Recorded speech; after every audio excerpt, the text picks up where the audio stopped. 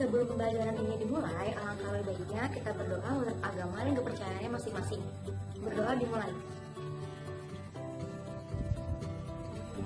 Amin. Berdoa selesai. Bagaimana keadaan hari ini anak-anak? Apakah semuanya sehat semua? Untuk itu, Ibu ingin mengabsen terlebih dahulu. Untuk absennya, tolong kalian tulis di komentar dengan formatnya nama, kelas, dan tulisan hadir. Sebelum memulai pembelajarannya, kita harus mengetahui terlebih dahulu KD dan IPK-nya. Kompetensi dasarnya adalah menjelaskan transformasi geometri, refleksi, translasi, rotasi, dan dilatasi yang dihubungkan dengan masalah kontekstual. Yang kedua, yaitu menyelesaikan masalah kontekstual yang berkaitan dengan transformasi geometri, refleksi, translasi, rotasi, dan dilatasi. Lalu untuk indikator pencapaian kompetensinya itu ada menjelaskan transformasi refleksi atau pencerminan. Yang kedua, mengidentifikasikan masalah di sekitar yang melibatkan tentang refleksi atau pencerminan. Yang ketiga, melakukan percobaan untuk menentukan hubungan antara suatu titik dengan titik hasil refleksi. Yang keempat, menyajikan hasil pembelajaran tentang refleksi. Yang kelima, menyelesaikan masalah yang berkaitan dengan refleksi. Selain itu, kita harus mengetahui tujuan pembelajaran pada pertemuan kali ini. Tujuan pembelajarannya adalah menjelaskan definisi, sifat bayangan, serta jenis-jenis refleksi. Yang kedua, mengidentifikasikan masalah di sekitar mengenai refleksi atau pencerminan. Yang ketiga, melakukan percobaan untuk menentukan hubungan suatu titik dengan titik hasil refleksi atau pencerminan. Yang keempat, menyajikan hasil pembelajaran tentang materi refleksi. Yang kelima adalah menyelesaikan masalah yang berkaitan dengan refleksi. Nah, berarti udah tahu kan materi apa yang akan kita pelajari? Ya, materinya adalah refleksi atau pencerminan. Refleksi atau pencerminan ini termasuk ke dalam materi transformasi. Jadi kita hanya mempelajari refleksinya dulu ya. Untuk itu saya ingin bertanya kepada kalian, apa sih manfaatnya dari refleksi? Refleksi itu apa? Terus dalam kehidupan sehari-harinya itu contohnya seperti apa sih? Ada yang tahu tidak? Ya, benar ya.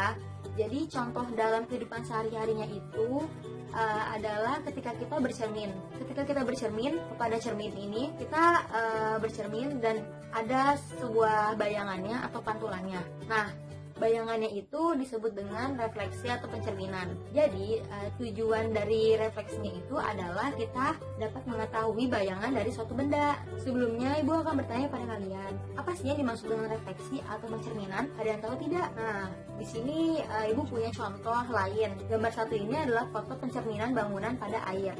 Perhatikan bahwa setiap titik dari bangunan asli di atas garis air memiliki titik yang bersesuaian dengan bayangannya pada air pada gambar satu. Jadi kita misalkan di sini ada gedungnya, terus di sini itu ada batas gedung dengan air, di sini bawahnya air. Antara air dengan gedung tersebut kita misalkan sebuah garis, dan di sini ada titik dari refleksinya. Jarak dari semua titik pada bangunan asli ke permukaan airnya ini sama besarnya dengan jarak dari bayangan titik tersebut ke permukaan air. Jadi jarak gedung ini ke sini sama aja dari titik ini ke sini. Bayangan dari bangunan tersebut pada air kita kenal dengan namanya refleksi atau pencerminan. Jadi dapat disimpulkan bahwa refleksi atau pencerminan merupakan salah satu jenis transformasi yang memindahkan setiap titik pada suatu bidang atau bangunan geometri dengan menggunakan sifat benda dan bayangannya pada cermin datar. Selanjutnya, sifat-sifat bayangan refleksi. Sifat bayangan refleksi itu ketika dicerminkan memiliki bentuk dan ukuran yang sama dengan bangunan aslinya. Lalu yang kedua, jarak bayangan ke cermin sama dengan jarak pada benda ke cermin, seperti yang contoh di awal tadi ya. Lalu yang ketiga, bayangan bangun pada cermin saling berhadapan dengan aslinya. Nah, jadi bendanya seperti ini, kita refleksikan bendanya seperti ini. Tidak seperti ini ya. Jadi memiliki bangunan yang sama. Sampai sini kalian udah pada paham belum? Ada yang ingin bertanya? Ada yang kurang mengerti tentang materi ini? atau memiliki contoh lain, ada yang punya contoh lain boleh disampaikan supaya semuanya pada tahu. Ibu memiliki lembar kerja untuk kalian isi, dan sebelumnya ibu akan membagikan kalian menjadi 4 kelompok. Satu kelompoknya terdiri dari 9 atau 8 orang ya. Udah kebentuk semua kelompoknya. Nah, untuk memudahkan kalian mengetahui suatu bayangan benda atau suatu bayangan titik, nah ibu punya alat peraganya.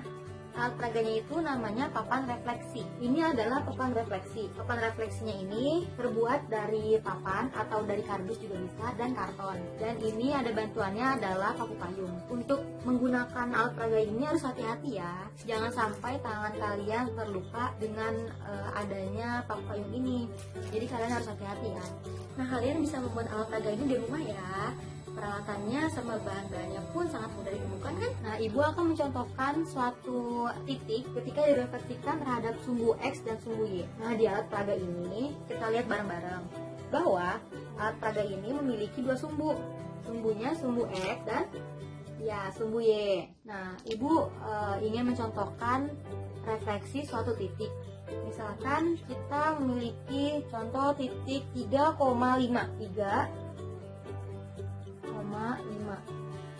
Nah, kita pasang paku payungnya 3 kali ke atas 5. Kita tekan pelan-pelan. Nah, ini adalah titiknya ya, titik awalnya. Lalu kita pasang paku payungnya dengan terbalik ya, di atas paku payungnya yang titik awal. Misalkan kita ingin refleksikan terhadap sumbu X. Sumbu X itu yang mana? Yang ini ya. Jadi sumbu X-nya kita lipat dan ditekan sampai paku payungnya menancap. Dan ini adalah titik bayangannya atau refleksi dari titik awal. Kita lihat bareng-bareng. Di sini ada di koordinat 3,5. Jadi bayangan dari titik 3,5 adalah 3,5. Nah, bagaimana kalau misalkan kita refleksikan terhadap sumbu Y? Kita pasang lagi di titik awal. Sumbu Y-nya kayak gini ya. Kita tekan sampai masuk. Nah, ini adalah bayangan dari titik awal yang direfleksikan terhadap sumbu Y. Kita lihat bareng-bareng koordinatnya. Titik awalnya adalah 3,5 dan direfleksikan terhadap sumbu Y, maka bayangan titiknya adalah min 3,5. Berbeda ya dengan sumbu X dan sumbu Y. Cara menggunakannya seperti ini ya. Selanjutnya ibu ingin memberikan lembar kerja pada kalian untuk dikerjakan secara berkelompok ya. Lembar kerjanya akan ibu bagikan melalui link pada deskripsi video ini ya. Ada suatu permasalahan yang menggunakan alat peraga. Ibu kasih waktu selama 20 menit untuk mengerjakan LKS-nya. Cukup tidak 20 menit? Ya cukup ya. Ya sudah, lembar kerjanya dikerjakan secara berkelompok. Dimulai dari sekarang ya. Sudah 20 menit, waktunya habis ya anak-anak. Sudah selesai semua? Jawaban kelompok ini kalian kirim ke email ibu ya. Namun yang mengirim ke email ibu hanyalah perwakilan dari kelompoknya saja. Email ibu ada di bawah ini.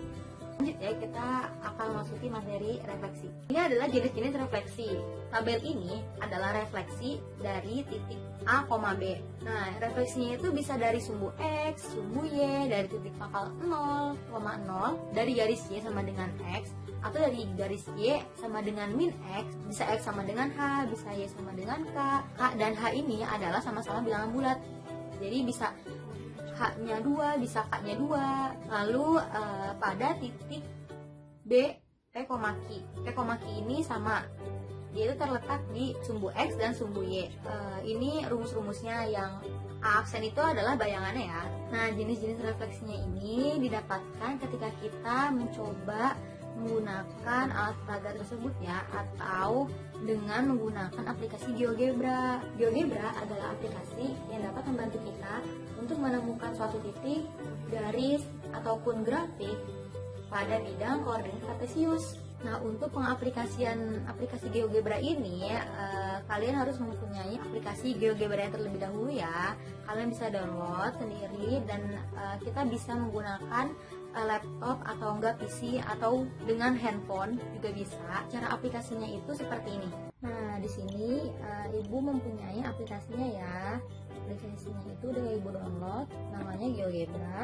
Nah, di sini ada bidang koordinat kartesius ya, ada sumbu X dan sumbu Y. Sumbu X-nya kayak gini, sumbu Y-nya kayak gini ya. Nah, di sini ada pilihannya nih. Kita misalkan mau titik yang 2,6 tadi, kita pilih poin, terus kita pilih sendiri aja di 2,6.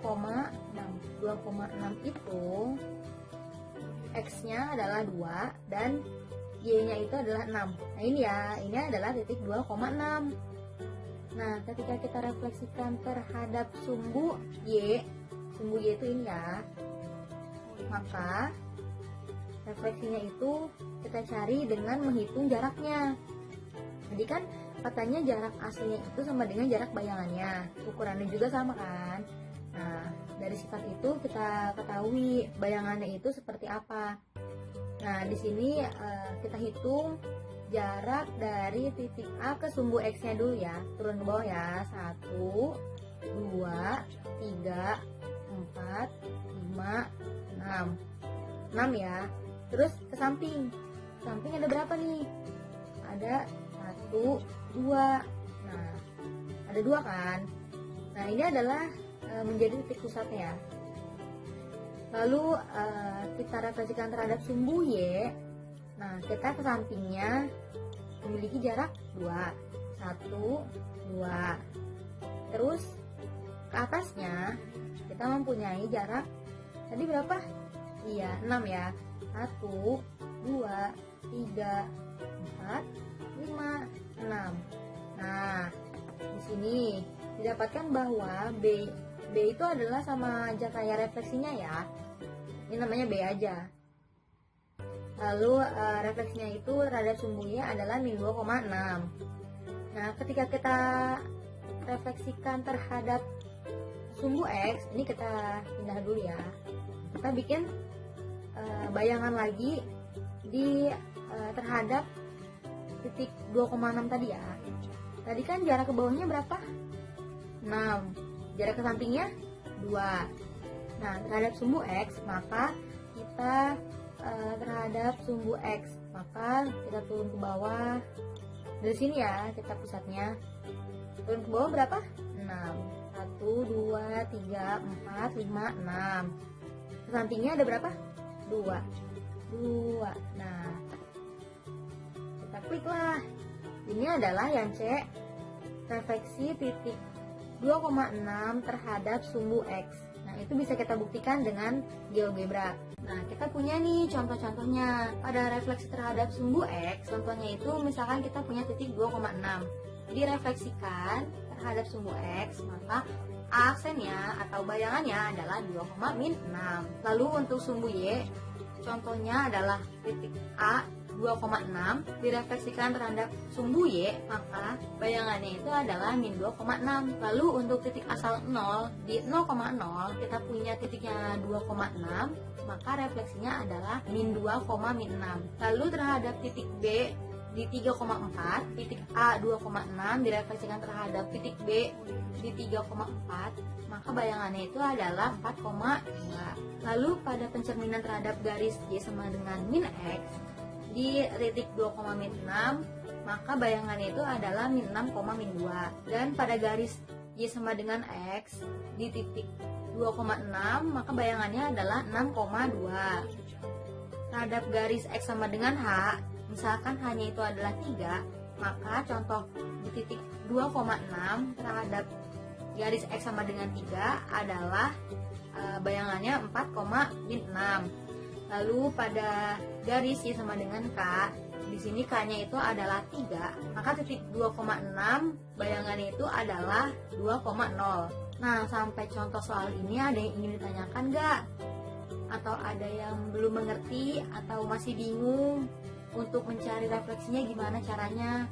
Ini tinggal kita substitusikan saja ya ke rumus yang sudah ada di tabel jenis-jenis refleksi itu. Nah, di sini ada latihan soal. Latihan soal ini kalian kerjakan secara individu ya, karena akan dijadikan sebagai penilaian individual. Ibu beri waktu selama 20 menit Setelah itu kalian kirim jawabannya melalui email ibu ya. Berdasarkan jawaban yang kalian kirim melalui email ibu, namun ada saja yang masih salah dan ada yang masih belum mengerti juga. Maka dari itu kita bahas secara bersama-sama ya. Nomor 1 ini direfleksikan terhadap titik pangkal, titik awalnya 0,0. Yang rumusnya itu adalah min A, min B. Jadi pada titik 5,6 direfleksikan terhadap titik pangkal 0,0, maka bayangan A-nya itu adalah min 5, min 6. Nah, nomor 2 ini adalah refleksi terhadap garis X sama dengan H, di mana H-nya itu adalah 4. Nah, kita substitusikan 4 itu ke rumus 2H min A, B di titik 6,7. Maka titik bayangannya itu adalah 2,7. Nomor 3, direfleksikan terhadap Y sama dengan X dengan rumusnya itu adalah B, A. Titik refleksinya itu adalah 4, min 2 yang direfleksikan terhadap Y sama dengan X. Nah, maka untuk mencari titik awalnya kita balik saja. Ketika rumusnya itu adalah B, A, maka titik bayangan 4, min 2 itu untuk B-nya itu sama dengan 4 dan A-nya itu min 2. Nah, titik awal itu adalah A, B, maka A-nya itu adalah min 2 dan B itu adalah 4, maka titik awalnya itu adalah P min 2,4. Nah, nomor 4 juga sama ya. Diketahui titik refleksinya itu adalah 3, min 4. Direfleksikan terhadap sumbu X, yang mana sumbu X itu rumusnya adalah A, min B. Titik bayangannya itu adalah 3, min 4. A-nya itu adalah 3 dan min B-nya itu adalah min 4. Maka untuk titik awalnya A, B yaitu 3,4. Selanjutnya untuk nomor 5. Untuk nomor 5 ini dicerminkan terhadap garis Y sama dengan 2, di mana titik A, B, C, dan D-nya itu kita refleksikan terhadap Y sama dengan 2, didapatkan bahwa bayangan titik A-nya adalah 1,3, B-nya itu 3,3, C-nya itu 3,1 dan D-nya itu adalah 1,1. Sampai sini paham semuanya? Kalau ada yang kurang mengerti ditanyakan saja melalui kolom komentar. Nah, untuk kalian lebih memahami materi refleksi ini, Ibu memberi tugas pada kalian untuk meresum atau meringkas materi pada pembelajaran kali ini, ditulis di buku ya. Nah, dari sini ada yang ingin menyimpulkan tidak? Atau apa yang kalian dapat dari materi refleksi pada kali ini? Kesimpulan yang kalian dapat bisa kalian tulis di kolom komentar video ini ya. Kesimpulan pada pembelajaran kali ini yaitu refleksi adalah pencerminan pada suatu bidang koordinat kartesius. Lalu bentuk dan ukuran bayangan itu adalah sama dengan bangunan aslinya.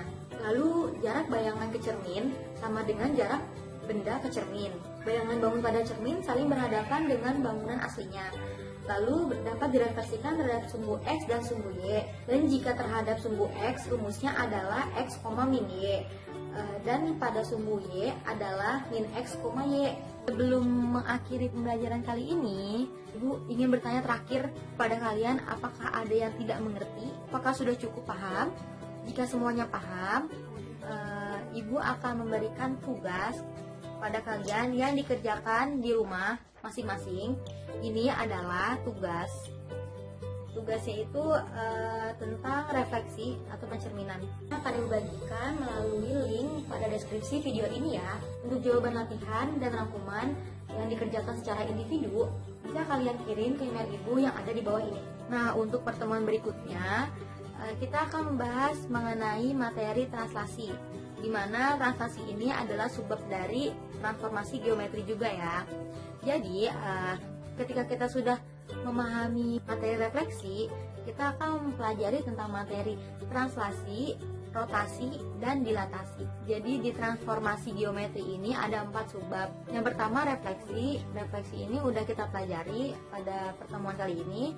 Pertemuan kedua yaitu translasi, ketiga rotasi, dan keempat itu adalah dilatasi. Terima kasih untuk kalian semua yang sudah berperan secara aktif pada pembelajaran kali ini, yang telah memberikan semangat positifnya kepada teman-temannya juga, dan semoga kalian tidak putus semangatnya dalam belajar ya. Dan jangan lupa materi pada pertemuan kedepannya dipelajari dulu Dan jangan lupa dikerjakan lembar kerjanya dan resum yang Ibu berikan kepada kalian. Sebelum pertemuan ini ditutup, alangkah lebih baiknya kita berdoa menurut agama dan kepercayaannya masing-masing.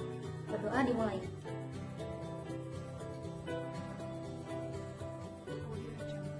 Amin. Berdoa selesai. Terima kasih. Wassalamualaikum warahmatullahi wabarakatuh.